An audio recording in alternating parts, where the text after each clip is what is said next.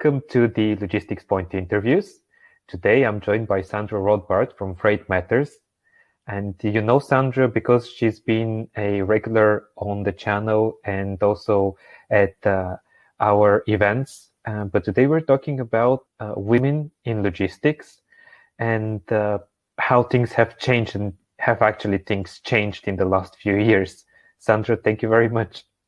Thank you for having me. Speaking of women in logistics, do you think that it has become easier or harder for women in the industry? Generally speaking, for many industries, it's gotten a little bit easier. I think more and more women realize that, just because we haven't been in a specific field or profession in the past doesn't mean we can't in the future, but it doesn't mean it isn't met with certain challenges.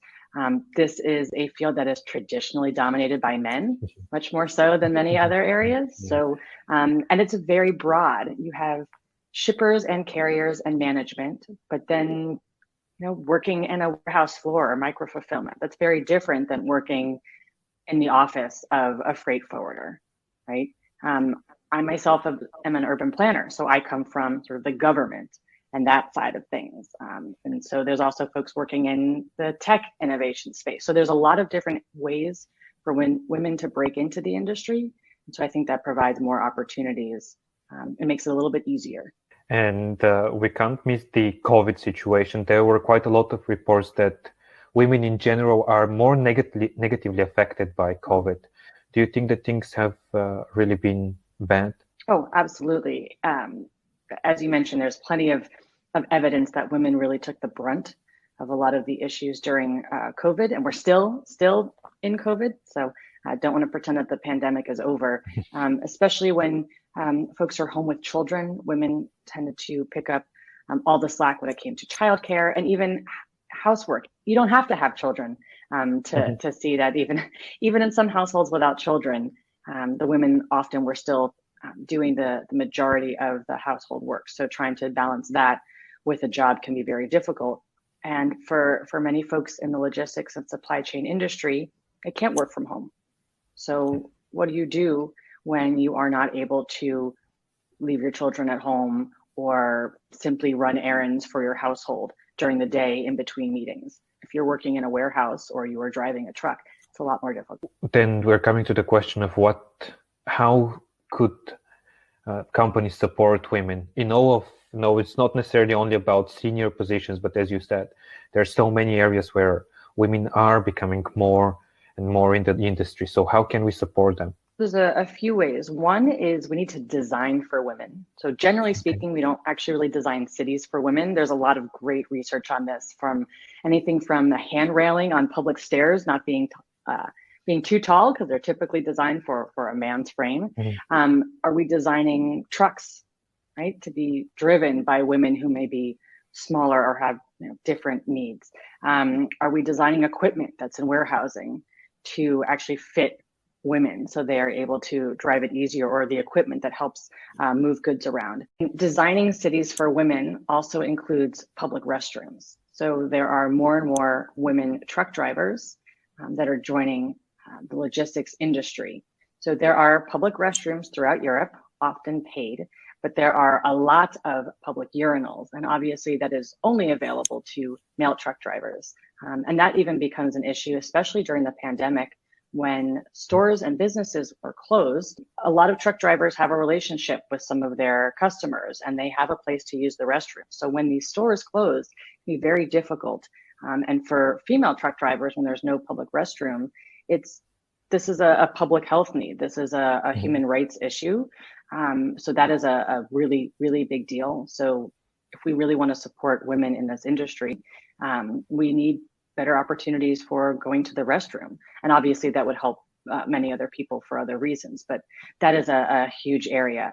And also safety for truck drivers or anybody working warehousing. We have to make sure we're designing those spaces so they are safe for women.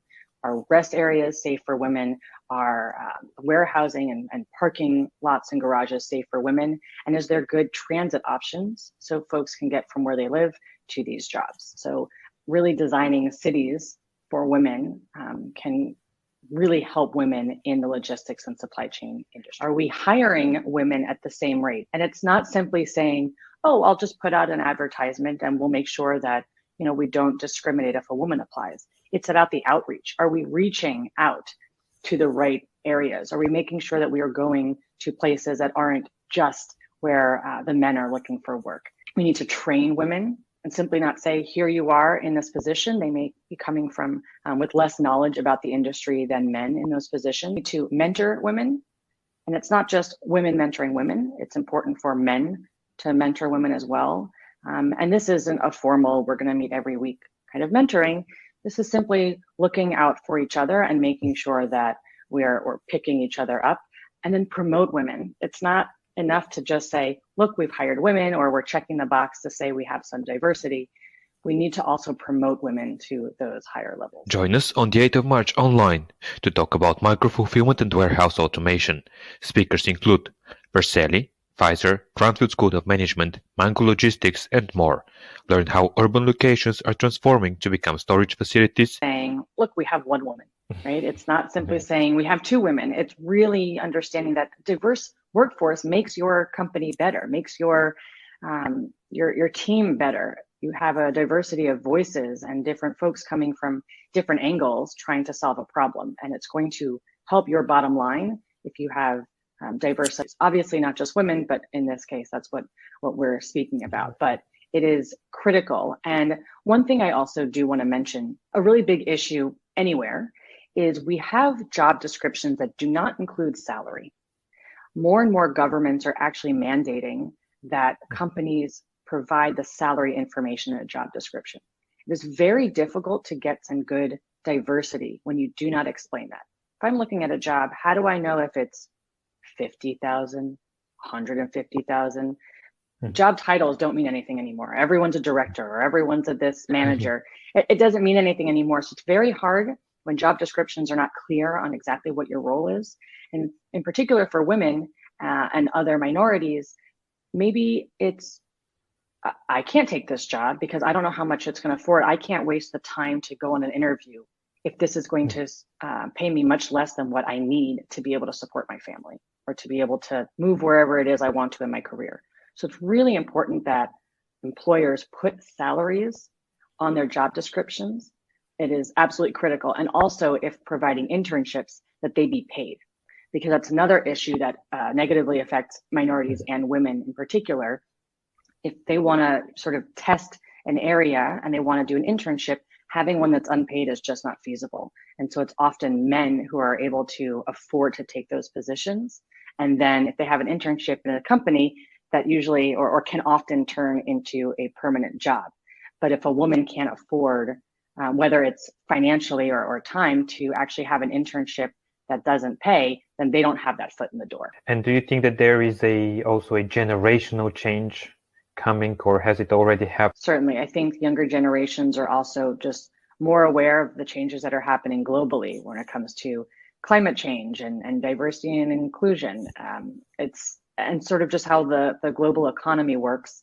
I think that there is a shift, but sometimes you have some polarization. So we'll see what happens. Is there something that you wish you knew before you started? I strive often too much for perfection, so I don't do enough sort of leading up to that, because it's not perfect, but sometimes good can be great. And so if you have the idea, if you have the idea for a product, or there's a certain career change you want to make, or go into a certain field, that's okay. Do it when you can, and don't wait for the perfect time, because that might be the perfect time. You might not realize that, or the perfect time might never come. There may not be such a thing as the perfect time. So I think that's something that I would have wish I knew, that it's okay. It's okay to take a leap, even if everything doesn't look like it's lined up perfectly. Sandra, thank you very much for your time. And people can learn more about all the things that we've done together with you, as well as the topic on women and logistics and the minorities in supply chain, in the description down below. Thank you very much. Thank you.